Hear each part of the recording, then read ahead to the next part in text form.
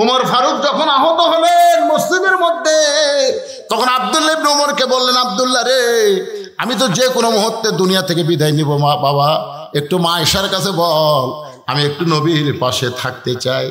আব্দুল্লাহ এসে মা আয়েশাকে বললেন, মা, আল্লাহ নবীর পাশে আপনার বাবা ঘুমায় আছে, আমার বাবা একটু ঘুমাবার চায়। আয়েশা বললেন, না, আমার বাবার পাশে আমি থাকতে চাই। স্বামী বাবার কাছে থাকতে কোনো অসুবিধা, জোরে কোনো অসুবিধা, কিন্তু ওই জায়গায় যদি ওমরকে রাখা হয় তাহলে আমি আয়েশার থাকতে পারবো না। আমি থাকবো কোন জায়গায়? আমি সারা জীবন নিয়ত করেছি আমার স্বামীর পাশে থাকবো, কিন্তু আমার বাবার অনুরোধকে আমি ফেলতে পারি নাই। এখন বাবা স্বামী তার পাশে আমি থাকতে ইসলামেও কোনো নিষেধ নাই। দেখেন দুনিয়া থেকে বিদায় নেওয়ার পরেও তারা খেয়াল করে। আব্দুল্লাহ বলতেছে, আমার বাবার বোনের বড় সাথ, নবীর পাশে একটু থাকতে চাই। আয়েশা বলতেছে, আমি অনুমতি দিবার পারলাম না। ওমর ফারুক কাছে আব্দুল্লাহকে বললেন, বাবা, মা আয়েশার কাছে যখন আপনার থাকার কথা বললাম, মা আয়েশা অনুমতি দিল না। ওমর ফারুক বলতে, তাহলে আমি মরে যাওয়ার পর পৃথিবীর যেখানে পারিস আমাকে কবর দে, আমার কোনো আপত্তি নাই। ওমর ফারুক যখন দুনিয়া থেকে বিদায় নিলেন, এমন সময় আয়েশা বুঝতে পারলেন আল্লাহ নবী মাঝে মধ্যে বলতেন, আমার পরে কেউ যদি নবী হতো, লাউ কানা ওমর, আল্লাহ ওমরকে নবী বানাই নাই, নবী হওয়ার সব যোগ্যতা ওমরকে দান করেছে। আয়েশা খুবই কাঁদলেন। ওমর ফারুকের দেহের পাশে, লাশের পাশে গিয়ে কাঁদলেন, যে মানুষটা ইসলামের জন্য এত ত্যাগ স্বীকার করেছে, যেই মানুষটা ইসলামকে অর্ধ পৃথিবী পর্যন্ত বিস্তৃত করেছে, সেই মানুষটা আমার বাবার কাছে থাকবে, আমার স্বামীর কাছে থাকবে, আমি আপত্তি করি না, দরকার আমি থাকবো বাহিরে, আমি ওমরকে থাকতে জায়গা দিবার চাই। ধরে কারো সুবহানাল্লাহ। ডান পাশে আবু বকর, বাম পাশে ওমর, মাঝখানে আল্লাহর নবী। একটু খেয়াল করবেন, আল্লাহর বান্দার একজন ওসমান গনি জান্নাতুল বাকিতে, আর একজন হযরত আলী কিন্তু মদিনায় নাই, তার কবরটা হলো ইরাকে। আমার কথা কি বুঝতে পারলেন? আগে ছিল দামেশ, বর্তমান ইরাক হয়ে গেছে। এখন ওসমান গনির কবরের পাশে আমি দাঁড়ালাম, হাজী সাহেবও দাঁড়াইছে, যারা দাঁড়াইছে তারাই বুঝতে পারে, দাঁড়ানো মাত্র তারা দেহ থরথর করে কম্পন শুরু হয়ে যায়। ওসমান গনির কবরে ছোট্ট একটা পাথরে খোদাই করে লেখা আছে ওসমান গনি। এই গনি মানে হলো ধনী। আল্লাহ কোরআন কারিমে বলেছেন, আল্লাহ গানিয়ুন ওয়া আনতুমুল ফুকারা, আমি আল্লাহ হচ্ছে ধনী, বাদ বাকি সবাই ফকির। রাসূল বলেছেন, ইল্লা ওসমানু গানিয়ুন, দুনিয়াতে একজন ধনী আছে, তার নাম হলো ওসমান। সমস্ত সাহাবের বলে, ইয়া রাসূলুল্লাহ, ওসমান কেমনে ধনী হলো? রাসূল বলেন, তাহলে শোনো। একদিন আমি নবী বসে আছি, এমন সময় একজন সাহাবী এসে আমাকে বলে, ইয়া রাসূলুল্লাহ, আজকে কয়েকদিন হলে খাই নাই, যদি পারেন আল্লাহর রাস্তায় আমাকে একটু সহযোগিতা করেন। সঙ্গে সঙ্গে নবী এইভাবে জুব্বা তুলে দেখালেন। সাহাবী তাকায় দেখে নবী ক্ষুধার জ্বালায় পেটে পাথর বাঁধে বসে আছে। সাহাবী যখন যাবার চাই, আল্লাহ রাসূল বললেন, আম্মা সাইলা ফালা তানহার, রে সাহাবী, তুমি আমার কাছে সাইল করলা, তুমি কোথায় যাবা? বলে, হুজুর, আমি ক্ষুধার্ত হয়েছি, কিন্তু আপনার মতন এত ক্ষুধা নাই। আপনি ক্ষুধার জ্বালায় পেটে পাথর বাঁধছেন হুজুর, আমি অন্য কোথায় যাবার চাই। রাসূল ডাক দিয়ে বলে, সাহাবী রে, অন্য কোথাও যাওয়ার দরকার নাই, তুমি যদি কিছু পাওয়ার চাও তখন আমার ওসমানের কাছে যাও। সুবহানাল্লাহ, কর না কেন? কার কাছে যাও? নবীর কথা মতো গরিব সাহাবী ওসমান গনির কাছে গেলেন। সন্ধ্যার সময় গিয়া দেখে ওসমান গনির ঘরে আলো জ্বলছে। সে আলোটা একটু বেশি হয়েছে বিধায় ওসমান গনি সলতা টাইনা আলো কমাই। গরিব মনে মনে কয়, আমার বাড়িতে আলো জ্বলে এর চাইতে বেশি, আমি কোনদিন সলতা টাইনা আলো কমাই না, এত কৃপণের কৃপণ, সে আমারে কি দান করবে? নবীর কাছে গিয়ে বলে, রাসূলুল্লাহ, আপনি দিবার পারেন না তো কি হচ্ছে, আমার একটা কৃপণের কাছে আমারে কেন পাঠালেন? আল্লাহ রাসূল বলে, তুমি কি তোমার অভাবের কথা কইছো? বলে, বলার চান্স পাই নাই। নবী বলেন, আবার যাও। পরদিন সকাল বেলায় আবার ওসমান গনি দরবারে গিয়ে দেখে ওসমান গনি সারা রাত ঘুম পাড়ার কারণে মাথার নিচে যে বালুস ছিল, ওই বালুস ফাটা তুলা ঘরের মাথায় পড়ে গেছে। বাজান ওসমান গনি ওই তুলা খোটায় খোটায় বালিশের খোলের মধ্যে ঢুকায়। গরিব মনে মনে কয়, এর চাইতে বেশি তুলা যদি আমার ঘরে পড়তো, আমি সামটা দিয়ে ঝাড় দিয়ে তুলা ঝাড়াইতাম, কিন্তু এই বেটা এমন কৃপণের কৃপণ, সামান্য তুলা বালিশের খোলের মধ্যে ঢুকাই। নবীর কাছে গিয়ে বলে রাসূলুল্লাহ আপনি দিবার পারবেন না, ঠিক আছে, এমন কৃপণের কাছে আমার কেন পাঠাইছেন? রাসূল বলে তুমি কি তোর হবের কথা কইছো? বলে এমন পরিবেশ দেখলাম বলার সাহস পাইলাম না। আল্লাহ রাসূল বলেন আবার যাও। পরদিন সকালবেলায় নবীর কথা মতো গরিব সাহাবে ওসমান গনির দরবারে এসে দেখে ওসমান গনি খালি গায়ে বসে আছে। খালি গায়ে বসে থাকা দেখে গরিব একটু থমকে দাঁড়ালেন, খালি গায়ে কেন? হঠাৎ দেখতে পায় তার কোলের মধ্যে থেকে একটা জুব্বা টেনে বের করে কয়েক জায়গায় জুব্বা ছিঁড়ে গেছে। ওই জুব্বাটা সেলাই করবে, কিন্তু শুয়ের মধ্যে সুতা ঢোকাবার পারতেছে না। ওসমান গনি শুয়ের মধ্যে সুতা ঢোকাবার চায়, কিন্তু এই দিক দিয়ে পার হয়ে যায়, সেদের মধ্যে সুতা ঢোকে না। ওসমান গনি এই কষ্ট দেখে গরিব বলতে ওসমান ভাই আপনার শুয়ের মধ্যে একটু সুতা ঢুকাই দিলে কেমন হয়? ওসমান সালাম দিয়ে বলে ভাইজান তাহলে তোমার বড় উপকার হয়। গরিব শুয়ে হাতে নিয়ে যেই মাত্র সুতা ঢুকাইছে ওসমান গনি খপ করে ধরে বলছে যে ভাই আল্লাহ তোমাকে ধনী বানায়া দিছে। সুবহানাল্লাহ খান না কেন? গরিব কয় ঠাট্টা করে নিয়ে কয় দেখো তোমার চোখ আমার চাইতে ধনী, কত কষ্ট করতেছি শুয়ের মধ্যে সুতা ঢোকার পারতেছি না, আর সুইটা হাতে নিয়েই তুমি ঢুকাই দিলে। আল্লাহ চোখের দিক দিয়ে তো আমার চাইতে তোমাকে ধনী করেছে। সুবহানাল্লাহ খান না কেন? আমরা কিন্তু কেউ গরিব না, আমি টাকার দিক দিয়ে আমার বেশি, কিন্তু খাওয়ার দিক দিয়ে আমি দুর্বল। আমার সামনে যখন গরু দেয়, দই দেয়, মিষ্টি দেয়, আমি কিন্তু বলি ভাই চলবে না। আর আমার ড্রাইভার যখন হাত দিয়ে কামড় মারে ও কড়মড় শব্দ ওঠে। আমি বললাম রে আমার টাকা আছে খাওয়া নাই, আর তোর টাকা না থাকলে খাওয়া আছে। তোর কোন কথা ঠিক কিনা? একজনের বাড়ি আছে দেখবেন, একজনের 3 তলা বাড়ি আছে ঘুম নাই, আর একজনের বাড়ি নাই কিন্তু ঘুম আছে। আছে না নাই? তোর এখন দেখবেন এই ভুটভুটির মধ্যে ঘুম পাড়তেছে, লাখ টাকা টাকা ভুটভুটির উপর ঘুম পাড়তেছে, আর ওই 3 তলা বাড়িতে এসি দেওয়ার ঘুম হয় না, ঘুমের ট্যাবলেট খাই তার উপরে ঘুম ধরে না। তোর এখন কথা ঠিক? তাহলে কে ধনী কে গরিব? ওসমান গনি বলে ভাইজান এই যে শুয়ের মধ্যে সুতা ঢুকাই দিলাম, এর বিনিময়ে তুমি কি চাও? গরিব বলতেছে কিছুই চাই না, খেলে হাতটা ছাড়া দেন, আমি যাবার চাই। বলে এত উপকার করলা, তুমি যাবার চাইলে যাবার দেব না, বিনিময়ে কি চাও? গরিব বলে ভাইজান কিছুই চাই না, হাতটা ছাড়া দেন, কারণ যে কৃপণের কৃপণ একে দিবে। কিছুই যখন চাই না তখন ওসমান বললেন ম্যানেজার দৌড়ে এসে বলে হুজুর আমারে ডাকলেন। বলে তোমরা কি করো? এই ভাইটা আমার শুয়ের মধ্যে সুতা ঢুকাই দিছে, এর বিনিময়ে একে 100টা উট দিয়া দাও। যেই বলছে 100 উট দিয়া দাও, গরিব বলে হুজুর আপনি পাগল নাকি? সামান্য শুয়ের মধ্যে সুতা ঢুকাইলাম, এর বিনিময়ে আপনি 100 উট দিবেন? ওসমান করে বলে ম্যানেজার আমার ভাইকে 200 উট দিয়া দাও। গরিব বলে হুজুর আপনি কি বলেন? সামান্য শুয়ের মধ্যে সুতা ঢুকাইলাম, এর বিনিময়ে 200 উট দিবেন? ওসমান বলে ম্যানেজার ওই ফার্মের মধ্যে কত উট আছে? বলে 2000-এর বেশি। বলে সব উট আমার ভাইকে দিয়ে দাও।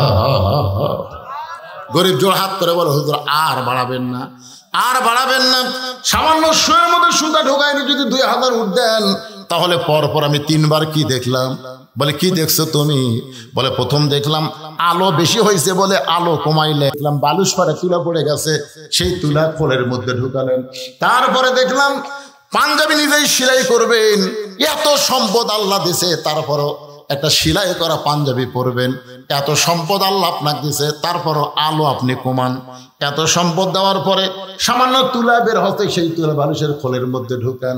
ওসমান কান্দার বলে ভাইজান তুমি 3 বার যে 3টা জিনিস দেখেছো, এই 3টার নাম হলো দুনিয়া, আর তোমার যেইটা দিলাম এইটার নাম হলো আখেরা। এই দুনিয়ার আলোর দরকার ওসমানের নাই, এই দুনিয়ার বালিশের দরকার ওসমানের নাই, এই দুনিয়ার ভালো পাঞ্জাবির দরকার ওসমানের নাই। ওসমান হলো আখিরাতের কান্দাল। লিল্লাহি তাকবীর। সেই মানুষটা যদি অর্থমন্ত্রী হয় তাহলে বলেন তো দ্রব্য মূল্যের দাম বাড়বি? কতক্ষণ দাম বাড়বি? আজকে সকালবেলা এক জিনিস কিনেন, বিকালবেলা দেখবেন আর একটা দাম। তার মানে বোঝা গেল অর্থমন্ত্রী জনগণের জন্য কোনো অর্থ খরচ করে না, অর্থ হয়তো অন্য কোনো জায়গায় পাচার হয়ে যায়। ধরে কোন কথা ঠিক না ভাইরে? যেখানে হক কথা একটু বলার দরকার। আমাদের বাংলাদেশে তো অর্থ নাই, ধরে কোনো অর্থ নাই। একজন নেতা কিন্তু বলেছিল যে এক সময় বাংলাদেশ দুর্ভিক্ষ হবে। দুর্ভিক্ষ বাংলাদেশে হবে না, যে এই দেশের ওপর দিয়ে পাখি উড়ে গেলে পায়খানা করলে 7 দিন পর একটা করে গাছ হয়, যে দেশে এখানে ধান পুঁতে তুয়ালি ধান হয়, তোর কোনো কথা ঠিক কিনা, সেই দেশে দুর্ভিক্ষ হবে? আমাদের দেশে দুর্ভিক্ষ হবে না। আমাদের দেশে অভাব হতে পারে, দ্রব্যমূল্যের দাম বাড়তে পারে, হয় প্রতিবেশী ভারত না হয় পাসার, তোর কোনো কথা ঠিক কিনা, হয় ভারত নয় পাসার। আমাদের ছেলেরা একটা কাশের ওষুধ, যার দাম হলো 13 টাকা, সে ফেন্সিল কিনা খায় 500 টাকা। আগে বলে হুজুর এত অভাব দেশে চলতেছে, আমি পাগলা হচ্ছিস। আগে একটা গরু সকালবেলা জব করলে বিকেল বেলা গোস্ত বেচতে লাগতো। আমার এলাকায় একটা গরু যদি সকালে জব করে বিকেল বেলায় পর্যন্ত গোস্ত বেচা হয় না। ডাক দেখায় হুজুর গোস্ত আর বহু বাচ্চা নেবেন? হ্যাঁ ফ্রিজ নাই তো, না ফ্রিজ আসলো না। আয় আর এখন গরু জবক করেই বুঝলেন 1 ঘন্টা পরে যা দেখবেন নাই। তাহলে মানুষ তো অভাবত নাই রে ভাই। জিনিসের দাম বাড়লে কি হয়? মানুষের হাতে টাকা আছে, তোর কথা ঠিক কিনা। এখন টাকা কোথা থেকে আসতেছে আল্লাহ ভালো জানে। যে কোনো লোক দেখবেন ভ্যান চলা খায়, টাকা যখন বার করে 2-4টা 500 টাকা করে দেখা যায়। তার মানে বোঝা গেল সুষম বন্টন যদি বাংলাদেশে চালু হতো আর টাকা ভিত্তিক অর্থনীতি যদি চলতো, আমাদের বাংলাদেশে কোনো অভাব আমরা মুখ দিয়ে উচ্চারণ করতাম না। তোর কোনো কথা ঠিক কিনা। ওসমান গনি বলে ইয়া রাসূলুল্লাহ, আমার ভাইটা 3 দিন হলে না খেয়ে আছে, এটা যদি আগে জানতাম আমি নিজে না খাইয়া আমার ভাইয়ের বাড়িতে খাবার পৌঁছে দিতাম। এতক্ষণ ওয়াজ শোনার পরে কি বুঝলেন? অর্থমন্ত্রীর কথার সাথে কামের মিল আছে? আল্লাহ রাসূল বললেন, সাহাবী আজকে তুমি বসা বসায় নামাজ পড়ো, আজকে তুমি বসা বসায় নামাজ পড়ো। নামাজ শেষ হলে তুমি ওসমানের কাছে যাবে। ভাই এই কথার একটু গুরুত্ব দিয়ে শোনেন।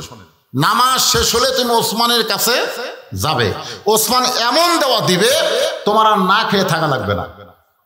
3 দিন হলে না খাওয়ার কারণে দুর্বল হয়ে গেছে, উঠতে পারতেছে না, কোনো মতে ওসমানের কাছে যাবে, ওসমান এমন দেওয়া দিবে তোমার আর না খেয়ে থাকা লাগবে না।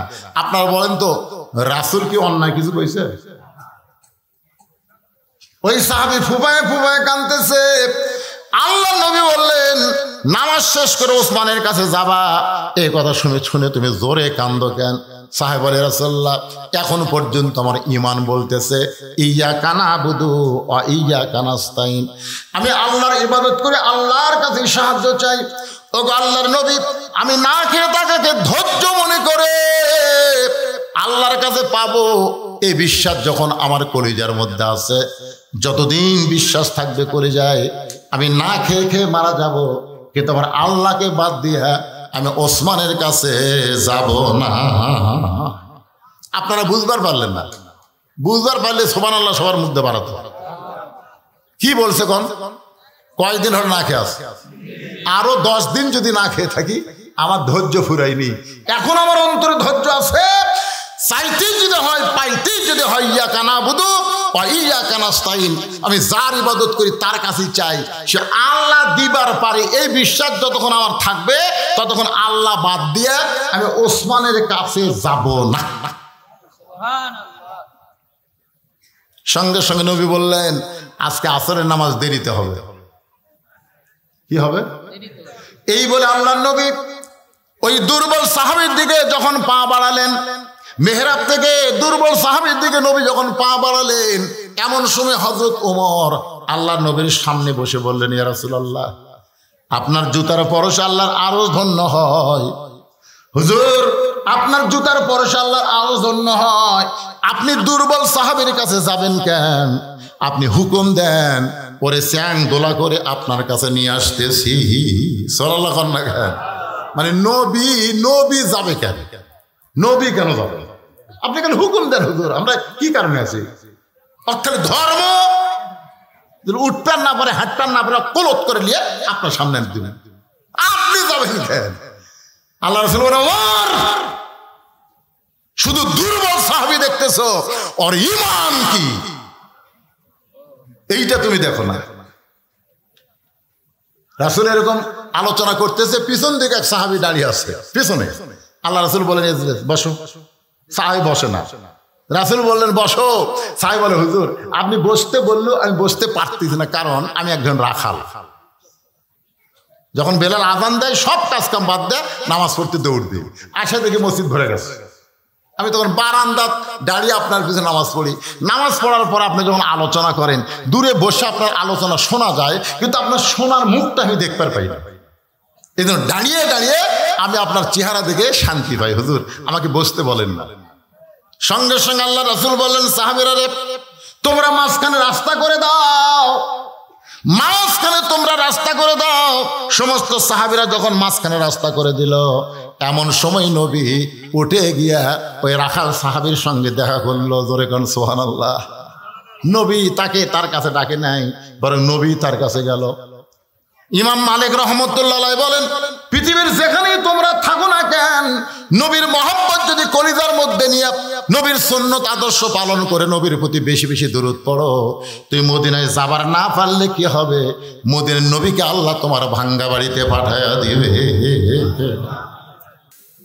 আপনারা বলেন ধর্মমন্ত্রী কেমন হওয়া লাগবে, আর আমরা কেমন পাইছি? একটু মনোযোগ দিয়ে শোনেন। নবী মসজিদ নববীর মধ্যে বসে আছেন, মসজিদ নববীর মধ্যে নবী বসে আছেন। ইতিমধ্যে ফেরেশতা জিবরাইল সে নবীকে সালাম দেয়, আসসালামু আলাইকা ইয়া রাসূলুল্লাহ, আসসালামু আলাইকা। আল্লাহ নবী বলেন, জিবরাইল আমার সালাম তুমি দিলা। জিবরাইল বলে, ইয়া রাসূলুল্লাহ আমি সালাম দেই নাই। আপনি খুশি হবেন, স্বয়ং আল্লাহ পাক আমার মাধ্যমে আপনারে সালাম দিয়েছে। কে সালাম দিছে? আল্লাহ রাসূল বলে, জিবরাইল স্বয়ং আল্লাহ যখন আমারে সালাম দিল, আমার মনটা খুশি হয়ে গেল। ফেরেশতা জিবরাইল বলে, ইয়া রাসূলুল্লাহ আল্লাহ শুধু আপনাকে সালাম দেয় নাই, আপনার ধর্ম মন্ত্রীকেও আল্লাহ সালাম দিয়েছে। নবী সংকটে বলে, জিবরাইল আমার ধর্মমন্ত্রী আবু বকর এমন কি আমল করলো যে আমল করার কারণে আরশের আল্লাহ তাকে সালাম দেয়? ফেরেশতা জিবরাইল বলে, রাসূলুল্লাহ আমি জানি না, আপনি জানে নেন। আল্লাহ কি জন্য আবু বকরকে সালাম দিল জানার জন্য গভীর রাত্রে সবাই যখন ঘুমায় আছে, এমন সময় নবী চুপি চুপি আবু বকরের বাড়ির কাছে, আবু বকরের জানলার কাছে যেই মাত্র দাঁড়াইছে, ঘরের ভিতর থেকে ছোট বাচ্চার মতন ফোফানো কান্না আসতেছে। নবী জানলার কাছে থমকে গিয়ে একটু কান ফালায় শোনেন আবু বকর এমন করে কাঁদতেছে। আল্লাহ বলে, নবী বলে, আল্লাহ যেই মানুষটা দুনিয়াতে 1 নম্বর জান্নাতি সার্টিফিকেট পাইছে, সেই মানুষটা গভীর রাতে এমন করে কান্দে। নবী কিছুই বললেন না, নবী মসজিদ নববীতে চলে গেলেন। ফজরের নামাজের পরে আল্লাহ রাসূল বলে, আবু বকর তুমি কি জানো তো আল্লাহ তোমাকে সালাম দিয়েছে? তুমি কি জানো আল্লাহ তোমাকে সালাম দিয়েছে? শোনার সঙ্গে সঙ্গে আবু বকর পড়ে যায়। নবী বলে, আবু বকর তুমি এমন কি আমল করো যে আমল করার কারণে আরশের আল্লাহ তোমাকে সালাম দেয়? আবু বকর বলে, ইয়া রাসূলুল্লাহ আল্লাহ আমাকে সালাম দিয়েছে, আমার মতন অভাগা হতভাগ্যকে আরশের আল্লাহ সালাম দিয়েছে। নবী বলেন, আবু বকর আল্লাহ সালাম দিয়েছে শুনে খুশি হবে, কান্দো কেন? আবু বকর বলে, ইয়া রাসূলুল্লাহ আমার মধ্যে এমন কোনো যোগ্যতা নাই যে আল্লাহ পাক আমারে সালাম দিবে। রাসূল বলে, আবু বকর তোমার যোগ্যতা আমি জানি, সবাই যখন ঘুমায় তুমি তখন কান্দো, কারণ কি? আবু বকর বলে, রাসূলুল্লাহ আমার কান্দার কারণ হলো হাসরের ময়দানে আল্লাহ যদি বলে আজকে সবাই জান্নাতে যাবে, শুধু একজন ব্যক্তি জাহান্নামে যাবে। আমার এত ভয় ওই একজন ব্যক্তি যদি আবু বকর হয়। রাসূল আবু বকর দুনিয়ার সবাইকে আল্লাহ জান্নাত দিবে, একজনকে জাহান্নাম দিবে, আর সেই মানুষটা তুমি হবে। এই ভয় করে কান্দার কারণে ইন্না আকরামাকুম ইনদাল্লাহি আতকাকুম, আল্লাহ পাক তোমারে সালাম দিয়েছে। দেখছেন, সেই মানুষটা হলো ধর্মমন্ত্রী। আইন মন্ত্রীর নাম কি? আইন মন্ত্রীর নাম কি? হযরত ওমর। কেমন আইন? বাংলাদেশের মতন 96টা দেশের খলিফা, আমাদের বাংলাদেশের প্রধানমন্ত্রী একটা দেশ, আর এই দেশের মতন 96টা দেশের খলিফা হচ্ছেন হযরত ওমর। সুবহানাল্লাহ। জুমার দিনে মসজিদে খুতবা দিচ্ছেন, সাহাবীরা পাগলের মতন ওমর ফারুকের খুতবা শুনতেছেন। মাঝখান থেকে এক মুসল্লি দাঁড়িয়ে বলতেছে, আমির আল মুমিনিন আপনার খুতবা আমরা শুনবো না। সবাই কিন্তু শুনতেছে, কিন্তু ওই সাহাবী দাঁড়িয়ে বলতেছে আপনার খুতবা শুনবো না। ওমর ফারুক খুতবা ব্রেক করে দিলেন। অর্ধ পৃথিবীর খলিফা বলতে পারেন তুই শুনবি না, তুই বের হয়ে যা, জোরে কোন কথা ঠিক কিনা? কিন্তু তিনি খুতবা ব্রেক করে দিলেন। তিনি তাকে প্রশ্ন করলেন, ভাই আমার খুতবা বক্তব্য না শোনার কারণ কি? বলে আপনি আমাদেরকে খাটো পাঞ্জাবি দিয়া আপনি লম্বা জুব্বা পরে খুতবা দিচ্ছেন, যতক্ষণ পর্যন্ত আপনার লম্বা জুব্বার কাহিনী না বলবেন ততক্ষণ আপনার খুতবা শুনবো না। উমরের চোখ দিয়ে দর দর করে পানি পড়তেছে। সমস্ত সাহাবীরা পাগলের মতন উমরের দিকে তাকায় আছে। উমর কোনো কথা বলতেছে না। এমন সময় 6 লক্ষ হাদিসের হাফেজ তার সন্তান আব্দুল্লাহ ইবনে উমর বাবার পাশে দাঁড়িয়ে গেলেন। নবীর সাহাবীরা রে, তোমরা খাটো পাঞ্জাবি হলেও তো নতুন পোশাক পরে নামাজ পড়তে আইছো, আমার পরের দিকে তাকায় দেখো, আমার পরে নতুন কোনো কাপড় নাই। ওসমান গনি বলে, আব্দুল্লাহ আজকে জুমার দিনে সবাই নতুন কাপড় পরছে, তুমি কেন পুরাতন কাপড় পরে আইছো? আব্দুল্লাহ বলতেছে, আমি যদি নতুন কাপড় পরতাম তাহলে আমার বাবার লম্বা জুব্বা হইতো না।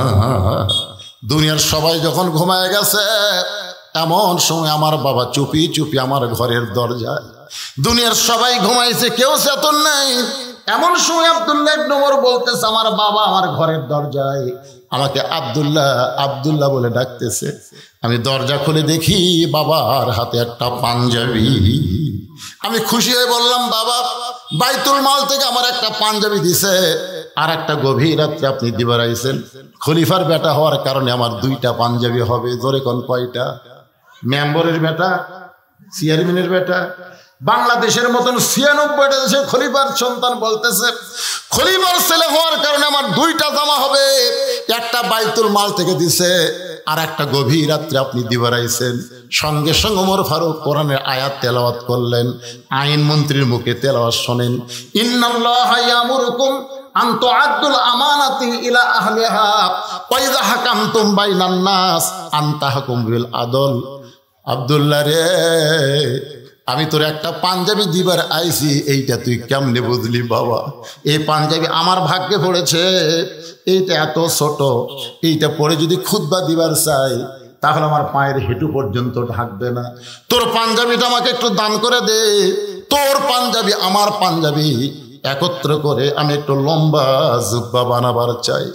আব্দুল্লাহ বলে, নবীর সাহাবীরা রে, আমার নতুন কাপড়টা বাবাকে দান করে দিলাম, আমার কাপড় বাবার কাপড় একত্র করে লম্বা জুব্বা পরে বাবা খুতবা দেয়। এখন বলো আমার বাবার খুতবা শোনা যায় কি না যায়? হাজার হাজার সাহাবীরা কান্দে। আল্লাহর আইন দিয়ে যখন রাষ্ট্র চলবে, আইন মন্ত্রী যখন কোরআন দিয়া দেশ চালাবে, সেই আইন মন্ত্রী যখন খলিফা ওমর হয়ে যাবে, পৃথিবীর মানুষ ন্যায় পরায়ণ শাসন পাবে। আইন মন্ত্রী একটু হিসাব দিলাম, তারপর অর্থমন্ত্রী ওসমান গনি। অর্থমন্ত্রীর নাম কি? এই সরকার নাম কি? নবী কিন্তু কাউকে ডাক দেয় নাই। নবী বলেছেন, ওসমান তোমার ভাই আজকে 3 দিন হলে না খেয়ে আছে, আর এই না খেয়ে থাকার কারণে সে এত দুর্বল হয়ে গেছে, সে মসজিদের সামনে কাতারাইছে কিন্তু দাঁড়াবার পারতেছে না। দাঁড়াবার গেলেই তার মাথা চক্র দিচ্ছে। এত সম্পদ আল্লাহ তোমাকে দান করেছে, সুবহানাল্লাহ কোন? নবী কিন্তু বলে নাই এত সম্পদের মালিক তুমি হইছো, এত সম্পদের মালিক, এ কথা কিন্তু নবী বলে নাই। নবী বলেছেন এত সম্পদ আল্লাহ তোমাকে দান করেছে। এ কথার দ্বারা বোঝা গেল সম্পদের মালিককে। জোরে এখন। কিন্তু আমরা পকেটে যখন থাকে, আমার কোনো টেনশন নেই ভাইরে, আমার কোনো টেনশন নেই। কোনদিন কি মনে করছেন যে সব কিছুর মালিক আল্লাহ? আল্লাহ আমাকে আমানত স্বরূপ দান করেছে। তোর কোন কথা ঠিক না? পরের জায়গা পরের জমি ঘর বানায় আমি রই, আমি কিন্তু জমির মালিক নই। জমিদারের ইচ্ছা মতন দেই না জমিন চাষ। জমিদার বলেছে তোর পকেটে টাকা থাকবে, আর আমার ঘরের জন্য বক্তা চাইছে তোর পকেটে 500 টাকার লোট আছে, 100 টাকার লোট আছে, আর তুই সিঁড়া 10 টাকা দিছিস। দেননি চাদরের মধ্যে না দেনিনি। আমার এলাকায় 2 দল আছে, এক দল 8 রাকাত, এক দল 20 রাকাত। একজনকে ধরে বলতে, ভাই তুই কয় রাকাত রে? আমি নামাজই পড়ি না। আপনার বলেন যে নামাজ পড়ে না, ওর কোনো ফতুয়া আছে? ওই 8 তো নাই, 20 তো নাই। তো যখন আপনাকে রুমাল গেল, চাদর গেল, আমি তখন বললাম মহব্বতের টাকাটা দিয়ে দিবেন, আপনারা দেনই, তাহলে আর কোনো ফতুয়া আছে? কি বুঝতেছেন? আল্লাহ নবী বললেন, ওসমান, আল্লাহ তোমাকে এত সম্পদ দান করেছে, তাহলে সম্পদের মালিক কে? সবাই দেন বা না দেন, সত্যি কথাটা বলবেন না। সম্পদের মালিক কে? আর জোরে জোরসে বলুন, জোর হলো না, আরো জোরে, লিল্লাহি তাকবীর। এই বিশ্বাসটা খালি করেন যে সম্পদের মালিক আল্লাহ, আমাদেরকে আমানত স্বরূপ দিয়েছে, শতকরা 2.5 টাকা বেশি থাকলে গরিবদের দেওয়া লাগবে। জোরে কোন কথা ঠিক কিনা? ওসমান গনিকে রাসূল বললেন, আল্লাহ তোমাকে এত সম্পদ দান করেছে, সেখান থেকে তোমার ভাইকে তুমি কিছু দিয়ে দাও। তোমার ভাইরে যদি দিয়ে দাও, তোমার ভাইরে আর না খেয়ে থাকা লাগবে না। ওসমান গনি বলে, রাসূলুল্লাহ, আমার ভাই 3 দিন হলে না খেয়ে আছে, এইটা যদি আমি আগে জানতাম, তাহলে আমি নিজে না খাইয়া আমার অসহায় গরিব ভাইয়ের কাছে আমি খাবার পৌঁছে দিতাম। সুবহানাল্লাহ বলেন না? আপনার বলেন তো, ওসমান গনির কথার সাথে কি আমলের মিল আছে? মিল নাই? কথার সাথে যে আমার ভাই 3 দিন হলে না খেয়ে আছে, এইটা যদি আমি আগে জানতাম, তাহলে আমি নিজে না খাইয়া আমার ভাইয়ের বাড়িতে খাবার পৌঁছায় দিতাম। আপনার বলেন তো, অর্থমন্ত্রীর কথার সাথে কাজের মিল আছে না নাই? তার জীবনে পড়ে দেখেন। আমি যখন 11 সালে প্রথম মদিনায় যাই, প্রথম 11 সালে, আমার তো মনের খালি আশা যে রাসূলের রওজা জিয়ারত করব। জিয়ারত করার পরে মুআল্লিম বলতে, হুজুর আর একটা জায়গা আছে, যে জায়গার মধ্যে 10,000 সাহাবী ঘুম পাড়তেছে। কয় হাজার? কম পক্ষে 10,000 সাহাবী ঘুম পাড়তেছে। সেই জায়গার নাম হলো জান্নাতুল বাকি। জান্নাতুল বাকি দিকে 11 সালে আমি একটা বিপদে পড়ছিলাম। বিপদটা হলো কি, আমি জিয়ারত করতে করতে হালিমাতুস সাদিয়া নবীর দুধমার কবর জিয়ারত করে কেবল একটু উত্তর দিকে যাওয়ার চাইছি, বুঝলেন? আমার সাথে আরো 5-7 জন আছে। ইতিমধ্যেই ওই জান্নাতুল বাকির মধ্যে কিন্তু পুলিশ থাকে, গোরস্থানের মধ্যে পুলিশ। আর আমাদের বাংলাদেশে যতই ধরাধরি হোক, গোরস্থানে পুলিশ যায় না। ধরে কোন কথা ঠিক কিনা? যায়। আমার এলাকার এক ভোটের আগে 7 জানুয়ারিতে ভোট হলো, এই ভোটের আগে লুকা লুকা একটা খেলা হলো। পুলিশ কিন্তু সব বাড়ি যায় না, খালি খুঁজলে এই বাড়িতে তারা কোন দল, এত বাড়িতে খুঁজলে লোকটা কখন যে ধরা পড়বি এই ভয়ে ওই কবরস্থানে যায় একটা কবর খুঁড়িছে। কবর খুঁড়ে নিচে খেয়ার দিয়ে, তারপর কম্বল পড়ে, ওই তারপর ল্যাব গাওয়াতে ঘুম পাড়ায়। মাঝে মধ্যে বউ মোবাইল করে বলে, গো খবর কি? নিরাপদ জায়গায় আছে, কোনো টেনশন করিস। সবচাইতে নিরাপদের জায়গা হলো গোরস্থান। খবরদার আপনি যেন আসেন না, এ পর্যন্ত 3 বার পুলিশ আইছে। তখন বলে, কোনো টেনশন করিস না, এমন জায়গাতে আছি পুলিশের বাপও আসবি না। আসলে যায় না, গোরস্থান পুলিশ যায়, কিন্তু জান্নাতুল বাকি গোরস্থানে পুলিশ ঘরে। পুলিশ ঘরের কারণ হলো, আমাদের মতন কিন্তু ব্যবসায়ীরা লোক আছে, যেটি সেটি হাত তোলে, যেটি সেটিকে তোলে, হাত তোলে। এই জন্য পুলিশ এসে বলে, মান্নু কুল্লু হারাম, এক জায়গায় হাত তুলতে হবে, সেইটা হলো আল্লাহর কাছে। জোরে কোন কথা ঠিক কিনা? আমরা বাবা তোমার দরবারেতে কেউ ফিরে না খালি হাতে, কি আসলে নাই? আল্লাহর ধন নবীর দিয়া, আল্লাহ আছে গায়েব হইয়া, নবীর ধন খাজা নিয়া শুয়া আছে আজমিরে, কেউ ফিরে না খালি হাতে, খাজারে তোর দরবারেতে। আপনার বলেন তো, তাওহীদ না শিরক? সবাইকে বলা লাগবে, তাওহীদ না শিরক? একমাত্র চাইতে হবে কার কাছে? আস্তাইনু বিসসবরি ওয়াসসালাহ। এইটা নিয়ে আপনাদের সামনে আলোচনা করতেছে, একটু মনোযোগ দেন। যেই মাত্র উত্তর দিকে যাওয়ার চাইলাম, কতগুলো পুলিশ দৌড়ে এসে আমাদের সামনে দাঁড়িয়ে বলল, মামনু মামনু। মামনু মানে না জায়েজ, কুল্লু হারাম, মানে এখন থেকে যাওয়া প্রত্যেক ধাপে ধাপে হারাম। আপনি কন সৌদি মদিনাত পুলিশ ঘুষ খাবি? যদি 10 টাকা বের করে দিই, যাই ভাই, ওইদিকে মন টানতেছে রে। না, আমরা চলে আসলাম। আসার পরে জোহরের নামাজ পড়ে মসজিদ নববীতে আমি একটু ঘুরতেছি। হঠাৎ এক সময় একটা জমজমের হাউজের কাছে আমি বসে বললাম, যখনই তৃষ্ণা লাগে জমজমের পানি খাই আর খুরমা খেজুর খাই। এমন সময় দেখি একজন ব্যক্তি, এখানে বুড়া থোড়া ভাঙ্গাচুরা মানুষ, মসজিদ নববীর মধ্যে ঢুকলো। আমরা যেখানে জুতা রাখি ওই তাকের মধ্যে এরকম পাগড়ি ঢুকাই দিয়ে সে পাগড়ি ধুলে দেয় চেয়ারের মধ্যে মশে। আমি বললাম পাগল নাকি? হাজী সাহেবরা যেখানে জুতা রাখে সেই জুতার জায়গা মুছে নিজের চেহারায় মালিশ করে। মুরব্বী যখন আমার কাছে আসলো, আমি মনে করলাম মদিনার কোনো মুরব্বী হবে। আমি বললাম, এজলেসিয়া শায়েখ, আল্লাহর বৃদ্ধ বান্দা, আপনি একটু বসেন। আমার দিকে মুচকি মুচকি হাসিতে বলে, আপনি যতই আরবি বলেন আপনি বাংলাদেশি।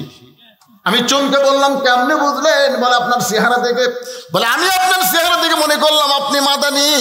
বলে আমি মদিনায় 80 বছর 50 বছর হলে আছি, আমার বয়স হলো 80 বছর, আমি 50 বছর হলো মদিনায় আছি।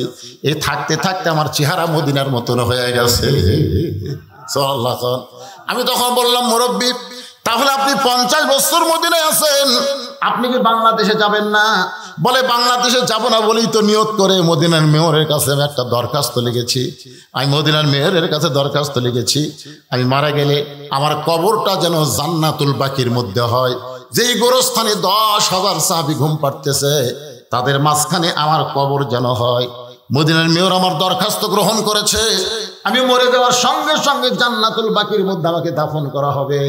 আল্লাহ রাসূল বলেন, জান্নাতুল বাকির সঙ্গে জান্নাতুল ফেরদাউসের একটা সম্পর্ক রয়েছে। আমি যদি এখন বাড়ি যাই আর বাড়ি যাওয়ার পরে যদি আমার মৃত্যু হয়, আমাকে কিন্তু বাংলাদেশ থেকে আর মদিনাত পাঠাবে না। তাহলে বাংলাদেশে মরে গেলে আমি মদিনাতে আসতে পারবো না। এ কারণে আমি আর বাংলাদেশে যাই না। বলে আত্মীয় স্বজনের খবর কি? বলে যাদের মন চায় তারা মদিনায় এসে আমার সঙ্গে দেখা করে, আমি মদিনা থেকে বের হই না। আমি বললাম মক্কায় গেলে, মক্কাতে আমি যাই না। যদি মক্কায় গিয়ে মারা যায় আমার কবর হবে জান্নাতুল মাওয়ার মধ্যে, আমার কবর মদিনার জান্নাতুল বাকির মধ্যে হবে না। এই 50টা বছর হলে আমি শুধু মদিনায় থাকি আর মসজিদ নববীর খেদমত করি। আমি বললাম, মুরব্বী, আমি আপনার কাছে জানতে চাই, ওই জান্নাতুল বাকির পূর্ব কোণায় যখনই রওনা দিলাম, মান্নু মান্নু বলে পুলিশ আমাদের খেদায় দেয়, ওই দিকে আমাদের যাইতে দিল না। আরো তো বহু কবর ওই এলাকার মধ্যে আছে, কিন্তু আমাদের যাইতে না দেওয়ার কারণ কি? মুরব্বী মুচকি মুচকি হাসার বলে, আপনি জানেন না ওই জান্নাতুল বাকির পূর্ব কোণায় ঘুমায় আছে আল্লাহর নবীর মা ফাতেমা। আমাকে বল, আপনি কি জানেন না ওই জান্নাতুল বাকির পূর্ব কোণায় ঘুমায় আছে নবীর মা ফাতেমা? আমি তখন বললাম, মুরব্বী, আমি নবীর দুধ মা হালিমাতুস সাদিয়ার কবর জিয়ারত করেছি। যারা হজ করতে যান দুধ মা হালিমাতুস সাদিয়ার কবর জিয়ারত করতে পারবেন, কিন্তু আপনি যাকে মা বলতেছেন সে তো নবীর মেয়ে, সে হলো নবীর মেয়ে ফাতেমা, আর সেই মেয়েকে আপনি মা বলতেছেন। ওই মুরব্বী আমারে বলে, আপনারা কি কিতাব পড়েন না? চলেন নববীর উপর তলায় চলেন। আমাকে সহ আমার সঙ্গে আরো কয়েকজন হাজী সাহেব ছিল, তাদেরকে মসজিদ নববীর উপর তলায় নিয়ে গেল। উপর তলার দক্ষিণ সাইডে একটা মক্তব, মক্তব মানে কিতাবের ঘর। ওই কিতাবের ঘর থেকে একটা কিতাব বের করে ওই কিতাবটা একটা হাফেজ সাহেবকে, যার বাড়ি হলো কুমিল্লার চাঁদপুরে, কিন্তু এখন মদিনা ভার্সিটিতে লেখাপড়া করে। হজের সময় ওই সমস্ত ছাত্ররা মদিনার ভার্সিটির ছাত্র হাজীদেরকে খেদমত করে। ওই ওলিউল্লাহকে বলল, ওলিউল্লাহ একটু পড়ে দেখায় দাও।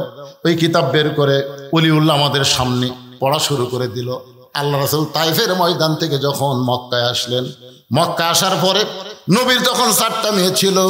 4টা মেয়ের মধ্যে রোকেয়া, কুলসুম আর জয়নাব ঘরের মধ্যে ঢুকে আল্লাহ নবীকে বলতেছে, বাবা, তাইফবাসীরা তো পাথর মারলো, এই কষ্ট আপনি কেমনে সহ্য করবেন? বাবা, এই কষ্ট আপনি কেমনে সহ্য করবেন? 3টা মেয়ের মতন কথা বলে যখন ঘর থেকে বের হয়ে যায়, এমন সময় নবীর মেয়ে ফাতেমা ঘরের মধ্যে ঢুকে দরজা বন্ধ করে দেয়। রাসূল বলে, ফাতেমা, ঘরের মধ্যে ঢুকে দরজা বন্ধ করলে মা? ফাতেমা বলতেছে, বাবা, ইব্রাহিম নবীর জন্যে আল্লাহ নমরুদের চাগুন শান্তির বাগান বানায় দেয়, মুসা নবীর জন্য আল্লাহ সাগরকে রাস্তা বানায় দেয়, আর আমার বাবার জন্য আল্লাহ তাইফের পাথরকে তুলা বানাবার পারলো না। আজকে ফিলিস্তিন মুসলমানের জন্য বাইতুল মুকাদ্দাস আল্লাহ আবাবিল পাখি প্রেরণ করে না। আর আব্রাহা বাদশা যখন বাইতুল্লাহ দখল করতে আইছিল, তখন আবাবিল পাখি দিয়া তাদের হস্তি বাহিনীকে ধ্বংস করেছিল। ধরে কোন কথা ঠিক কিনা? আপনারা বলেন তো, মসজিদে হারাম আল্লাহর ঘর, বাইতুল মুকাদ্দাস আল্লাহর ঘর, তাহলে মসজিদে হারাম কাবা ঘর ধ্বংস করতে আসলে তাকে যদি আল্লাহ পাখি দিয়া ধ্বংস করে দেয়, আজকে বাইতুল মুকাদ্দাসে ৩২,০০০ মুসলমানকে ইহুদি শয়তানরা হত্যা করলো। এ পর্যন্ত ৭২,০০০ মুসলমান পঙ্গু অবস্থায় হাসপাতালের মধ্যে আছে। এদের মধ্যে ২০,০০০ শিশু বাচ্চাকে ওই পাপিষ্ঠরা হত্যা করেছে। একটু খেয়াল করেন।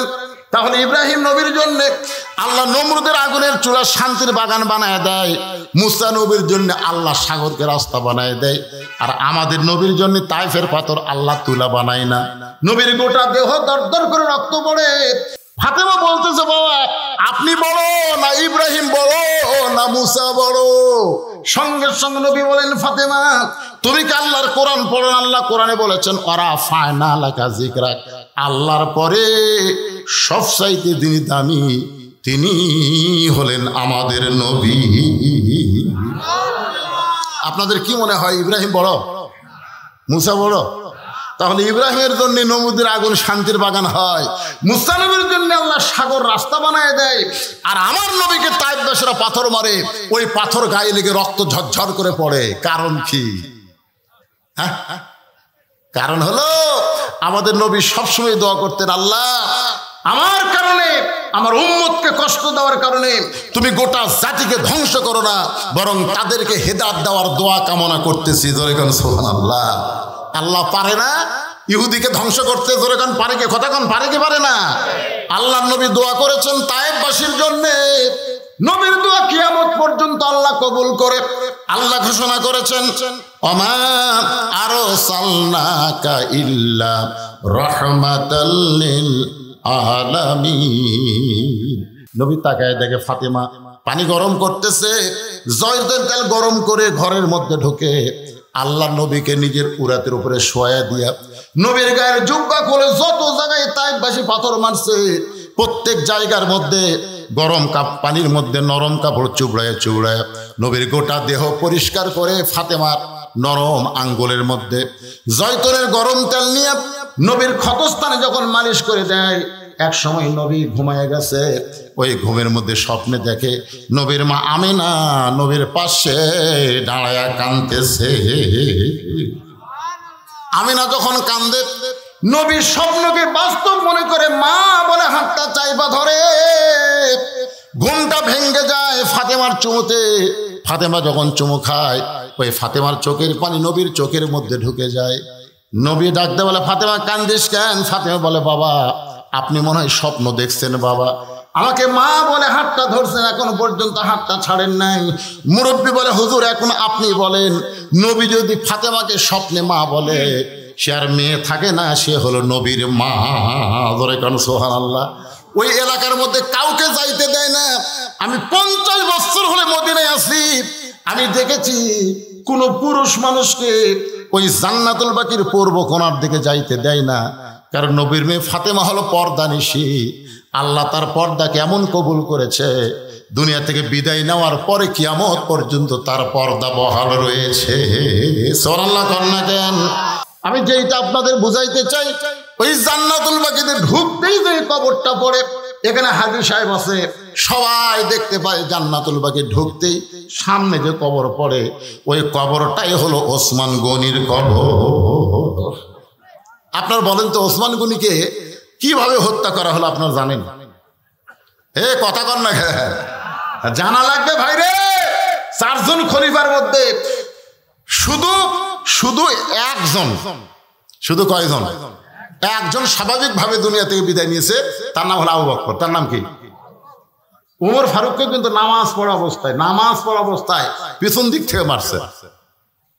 ওমর ফারুক এক সময় দেখলো যে তার নামাজ শেষ করার মতন শারীরিক শক্তি নাই, তখন তার পিছনে যে সাহাবী ছিল তাকে টান দিয়ে দাঁড় করায় দিয়ে তিনি ওখানে কাতে পড়ে গেলেন। নামাজ শেষ করার পরে দেখলেন তার দেহ থেকে সব রক্ত ঝরে যাচ্ছে। তাকে কে মারছে ওটাও জানার পরেও তিনি নাম বলেন নাই, কারণ তিনি হত্যা হওয়ার আগেই যদি জনগণ তাকে হত্যা করে, এই কারণে ওমর ফারুক তার নাম বলেন নাই। আপনার বলেন তো, ওসমান গনিকে কি করা হয়েছে? কথা কয় না, হত্যা করা হয়েছে। হযরত আলী হত্যা করা হয়েছে। এখন বলেন, একজন স্বাভাবিক চলে গেলেন আবু বকর, আর 3 জন খলিফাকে কারা হত্যা করলো? কে হত্যা করছে? কাফেরেরা। আজকে কোরআনের মাহফিল বন্ধ করে কারা? হিন্দুরা, খ্রিস্টানেরা না মুসলমানেরাই? এ কথা কন না কেন?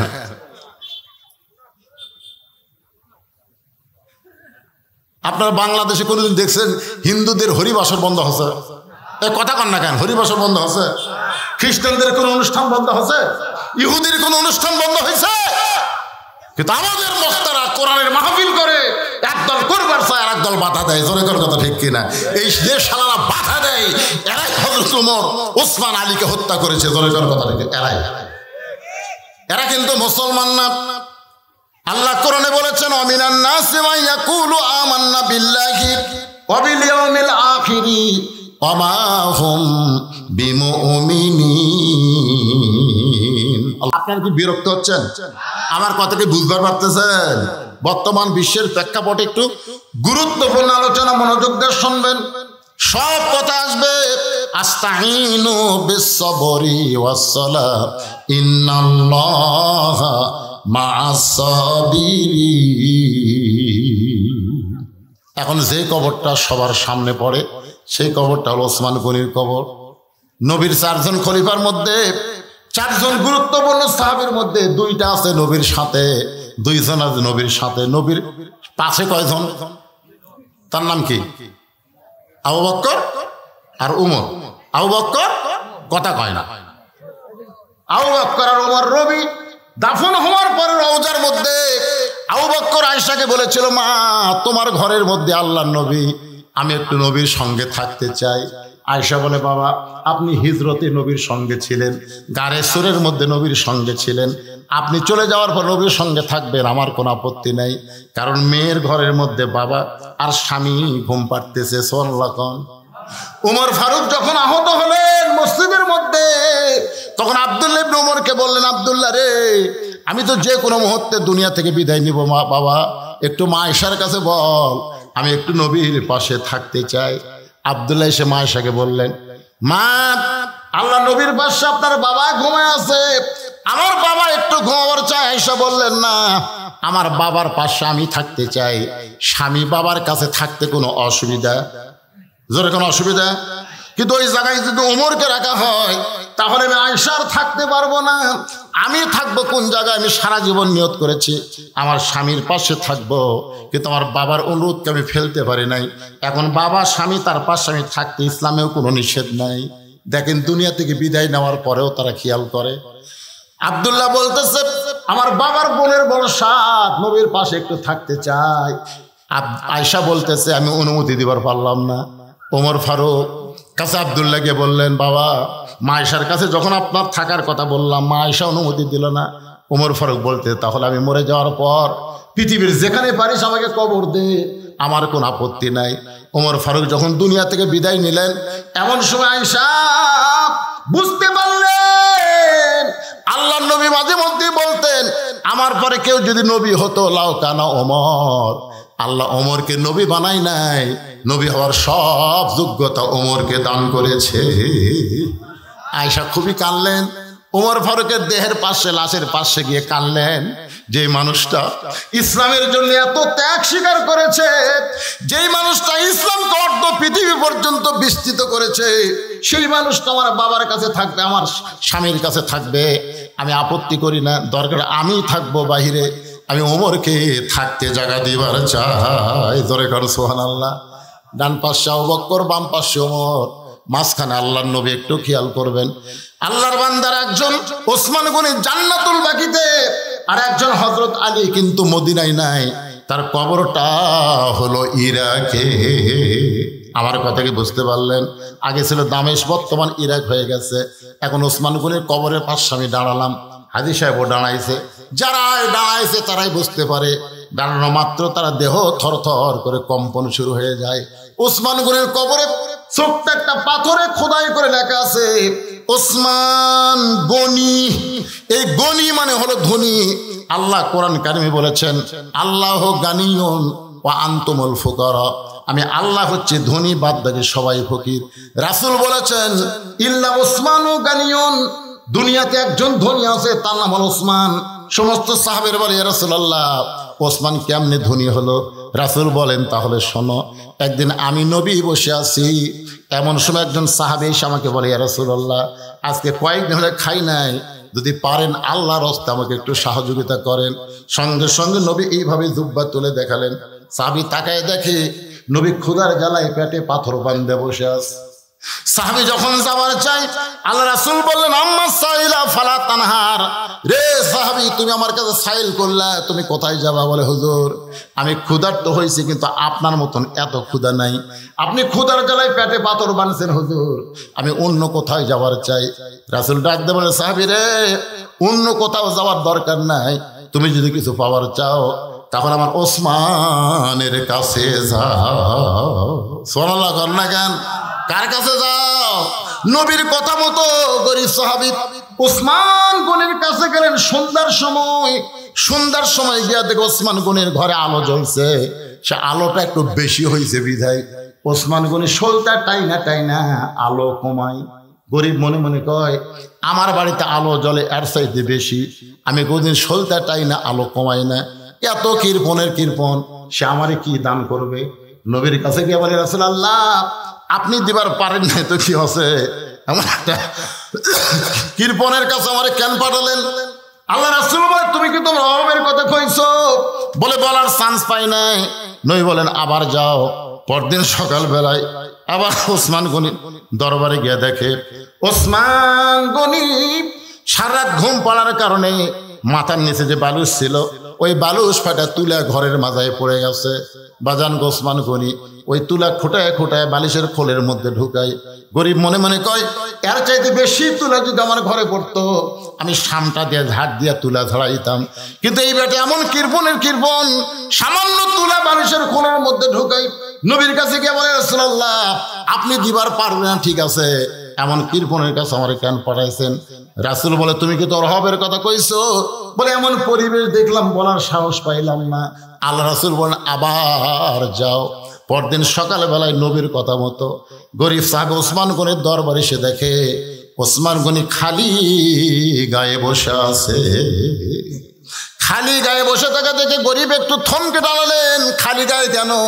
হঠাৎ দেখতে পায় তার কোলের মধ্যে থেকে একটা জুব্বা টেনে বের করে কয়েক জায়গায় জুব্বা ছিঁড়ে গেছে। ওই জুব্বাটা সেলাই করবে, কিন্তু শুয়ের মধ্যে সুতা ঢোকাবার পারতেছে না। ওসমান গনি শুয়ের মধ্যে সুতা ঢোকাবার চায়, কিন্তু এই দিক দিয়ে পার হয়ে যায়, সেদের মধ্যে সুতা ঢোকে না। ওসমান গনি এই কষ্ট দেখে গরিব বলতে ওসমান ভাই আপনার শুয়ের মধ্যে একটু সুতা ঢুকাই দিলে কেমন হয়? ওসমান সালাম দিয়ে বলে ভাইজান তাহলে তোমার বড় উপকার হয়। গরিব শুয়ে হাতে নিয়ে যেই মাত্র সুতা ঢুকাইছে ওসমান গনি খপ করে ধরে বলছে যে ভাই আল্লাহ তোমাকে ধনী বানায়া দিছে। সুবহানাল্লাহ না কেন? গরিব কয় ঠাট্টা করেন নিয়ে কয় দেখো তোমার চোখ আমার চাইতে ধনী, কত কষ্ট করতেছি শুয়ের মধ্যে সুতা ঢোকার পারতেছি না, আর সুইটা হাতে নিয়েই তুমি ঢুকাই দিলে। আল্লাহ চোখের দিক দিয়ে তো আমার চাইতে তোমাকে ধনী করেছে। সুবহানাল্লাহ না কেন? আমরা কিন্তু কেউ গরিব না, আমি টাকার দিক দিয়ে আমার বেশি, কিন্তু খাওয়ার দিক দিয়ে আমি দুর্বল। আমার সামনে যখন গরু দেয়, দই দেয়, মিষ্টি দেয়, আমি কিন্তু বলি ভাই চলবে না। আর আমার ড্রাইভার যখন হাত দিয়ে কামড় মারে ও কড়মড় শব্দ ওঠে। আমি বললাম রে আমার টাকা আছে খাওয়া নাই, আর তোর টাকা না থাকলে খাওয়া আছে, তোর কোন কথা ঠিক কিনা?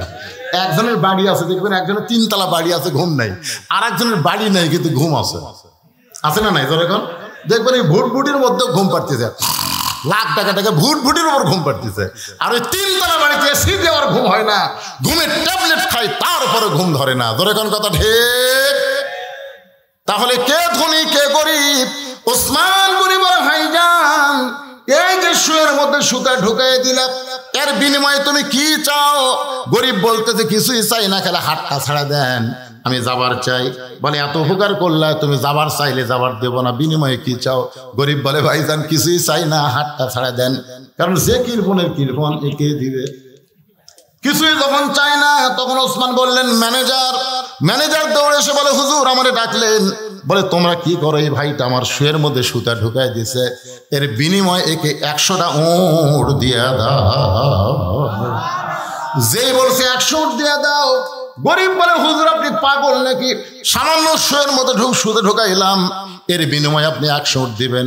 ওসমান করে বলে ম্যানেজার আমার ভাইকে 200 উট দিয়া দাও। গরিব বলে হুজুর আপনি কি বলেন, সামান্য শুয়ের মধ্যে সুতা ঢুকাইলাম, এর বিনিময়ে 200 উট দিবেন।